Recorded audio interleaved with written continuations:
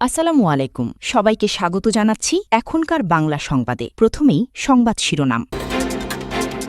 শুরুতেই জানিয়ে দিব, ট্রাম্পের দাবি ইরানের পক্ষে যুদ্ধে জড়াতো চীন, রাশিয়া, তুরস্ক। এরপর জানিয়ে দিব, ভেনেজুয়েলায় জোড়া ভূমিকম্পে ক্ষয়ক্ষতির মাত্রা কত। তারপর জানিয়ে দিব, হরমুজ প্রণালীতে অনুমতি ছাড়া চলাচল বিপজ্জনক। সবশেষে জানিয়ে দিব, ইরানের পক্ষে যুদ্ধে নামত চীন, রাশিয়া, তুরস্ক। আমি ওদের থামিয়েছি, ট্রাম্প। এতক্ষণ শুনছিলেন সংবাদ শিরোনাম, এখন বিস্তারিত। তার আগে আপনি যদি ইরানের পক্ষে থাকেন তাহলে ভিডিওটি লাইক করে চ্যানেলটি সাবস্ক্রাইব করে কমেন্টে লিখুন স্ট্যান্ড উইথ ইরান। ট্রাম্পের দাবি ইরানের পক্ষে যুদ্ধে জড়াতো চীন, রাশিয়া, তুরস্ক। মার্কিন প্রেসিডেন্ট ডোনাল্ড ট্রাম্প দাবি করেছেন, তার অনুরোধের কারণে চীন, রাশিয়া ও তুরস্ক ইরানের পক্ষে যুক্তরাষ্ট্র ও ইসরায়েলের বিরুদ্ধে সামরিক অভিযানে সরাসরি অংশ নেয়নি। খবর তাসের। বুধবার 24 জুন এক বক্তব্যে ট্রাম্প বলেন, তুরস্কের প্রেসিডেন্ট রিসেপ তাইয়েপ এরদোগান যুদ্ধের বাইরে থাকার সিদ্ধান্ত নিয়েছেন, যদিও তিনি এতে জড়িয়ে পড়ার অন্যতম সম্ভাব্য নেতা ছিলেন। ট্রাম্প বলেন, এরদোগান ইসরায়েলের বড় সমর্থক নন। তিনি চাইলে ইরানের পক্ষেও যেতে পারতেন। আমি তাকে যুদ্ধের বাইরে থাকতে বলেছিলাম এবং তিনি তাই করেছেন। চীনের প্রেসিডেন্ট শি জিনপিং এর প্রশংসা করে ট্রাম্প বলেন, মধ্যপ্রাচ্য থেকে চীনের বিপুল পরিমাণ তেল আমদানি হওয়ায় বেইজিং চাইলে সংঘাতে জড়াতে পারত। তবে তার অনুরোধের পর শি জিনপিংও নিরপেক্ষ অবস্থানে থেকেছেন। তিনি বলেন, আমি প্রেসিডেন্ট শিকে অনুরোধ করেছিলাম যেন তিনি এই সংঘাতে না জড়ান। তিনি আমার অনুরোধ রেখেছেন। রাশিয়ার প্রেসিডেন্ট ভ্লাদিমির সম্পর্কেও একই মন্তব্য করেন ট্রাম্প। তিনি বলেন, পুতিনও যুদ্ধের বাইরে থেকেছেন, যদিও তার মনোযোগ দেওয়ার মতো আরও অনেক বিষয় রয়েছে। তারপরও তিনি সরাসরি জড়াননি। ট্রাম্পের মতে, বিশ্বের প্রভাবশালী এই তিন নেতার সংঘাত থেকে দূরে থাকায় মধ্যপ্রাচ্যের পরিস্থিতি আরও জটিল হয়ে ওঠা থেকে রক্ষা পেয়েছে। তিনি বলেন, তারা সবাই যুদ্ধের বাইরে থেকেছেন। সত্যি বলতে এটি ছিল বেশ অবিশ্বাস্য একটি বিষয়। ভেনেজুয়েলায় জোড়া ভূমিকম্পে ক্ষয়ক্ষতির মাত্রা কত।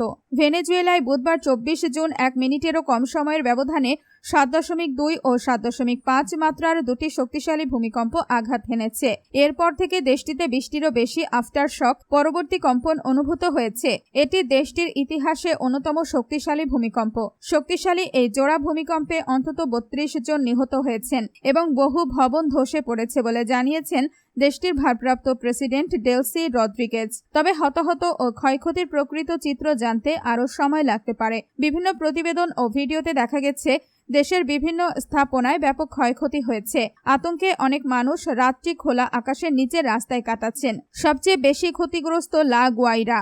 ভূমিকম্পে উত্তর উপকূলীয় রাজ্য লা গুয়াইরায় সবচেয়ে বেশি ক্ষয়ক্ষতি হয়েছে। ডেলসি রদ্রিগেজ এলাকাটিকে দুর্যোগ কবলিত অঞ্চল ঘোষণা করেছেন। তিনি বলেন, রাজ্যের পরিস্থিতি একটি প্রকৃত ট্র্যাজেডি। সেখানে কয়েক ডজন ভবন ধসে পড়েছে। এর মধ্যে ম্যাকুটো শহরের সমুদ্র তীরবর্তী একটি বড় হোটেল সম্পূর্ণ ধ্বংস হয়ে ধ্বংসস্তূপে পরিণত হয়েছে।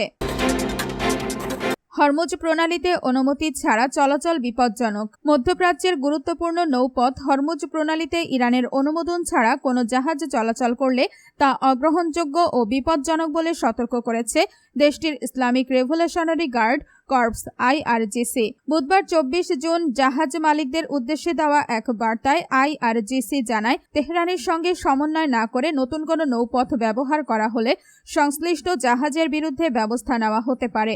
IRGCর এই কঠোর অবস্থান হরমুজ প্রণালীর ওপর নিজেদের নিয়ন্ত্রণ বজায় রাখার দৃঢ় সংকল্পেরই প্রতিফলন বলে মনে করছেন বিশ্লেষকরা। গত সপ্তাহে যুক্তরাষ্ট্র ও ইরান কৌশলগতভাবে গুরুত্বপূর্ণ এই জ্বালানি পরিবহন পথ পুনরায় চালুর বিষয়ে এই সমঝোতা স্মারক স্বাক্ষর করলেও জাহাজে চলাচল নিয়ে অনিশ্চয়তা এখনো কাটেনি।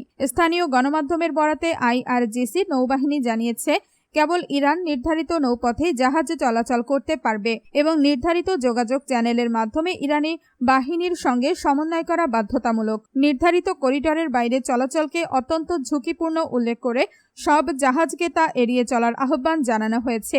এর আগে একটি আন্তর্জাতিক নৌ তথ্য সংস্থা বিকল্প নৌপথ ব্যবহারের প্রস্তাব দেয়। সংস্থাটি জাহাজ মালিকদের ওমানের আঞ্চলিক জলসীমা ঘেঁষে দক্ষিণাঞ্চলীয় রুট ব্যবহার করার পরামর্শ দেয় এবং জানায়, এই পথটি মাইন মুক্ত বলে নিশ্চিত করা হয়েছে।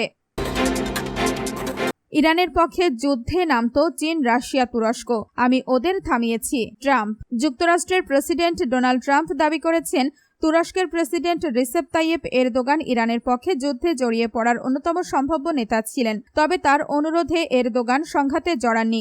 একই সঙ্গে ট্রাম্প দাবি করেছেন, চীনের প্রেসিডেন্ট শি জিনপিং এবং রাশিয়ার প্রেসিডেন্ট ভ্লাদিমির পুতিনও তার আহ্বানে সংঘাতে জড়াননি।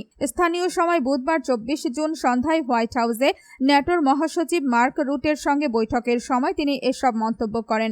এক তুর্কি সাংবাদিক তার সম্ভাব্য আঙ্কারা সফর এবং তার ভাষায় ভালো বন্ধু এরদোগান ও তুরস্কের জনগণের উদ্দেশ্যে বার্তা জানতে চাইলে জবাবে তিনি এসব কথা বলেন। খবর টাইমস অব ইসরায়েলের। ট্রাম্প বলেন, আমি তাকে পছন্দ করি, তিনি আমার বন্ধু এবং তিনি ইরানের সঙ্গে যুদ্ধের সময় তাতে জড়াননি। তিনি ইরানের পক্ষে যুদ্ধে জড়িয়ে পড়ার অন্যতম সম্ভাব্য প্রার্থী ছিলেন, এমনকি হয়তো ইরানের পক্ষেও যেতে পারতেন, কারণ তিনি ইসরায়েলের খুব ভক্ত নন। আমি তাকে এতে না জড়াতে বলেছিলাম এবং তিনি বাইরে ছিলেন। নিজের বক্তব্যে ট্রাম্প কূটনৈতিক যোগাযোগকে বড় আঞ্চলিক সংঘাত ঠেকানোর কার্যকর উপায় হিসেবে তুলে ধরেন। তিনি ইঙ্গিত দেন, উত্তেজনা কমানোর ক্ষেত্রে তার ব্যক্তিগত ভূমিকাও ছিল গুরুত্বপূর্ণ। এই মাসের শুরুতে ট্রাম্প বলেছিলেন, তিনি যতদিন প্রেসিডেন্ট থাকবেন ততদিন ইসরায়েল ও তুরস্কের মধ্যে কোনো সংঘাত হবে না। এবারও সেই অবস্থানের পুনরাবৃত্তি করে তিনি জানান, এরদোগানকে তিনি সরাসরি সংঘাত থেকে দূরে থাকতে বলেছিলেন এবং তার দাবি অনুযায়ী তুর্কি প্রেসিডেন্ট তা মেনে চলেছেন।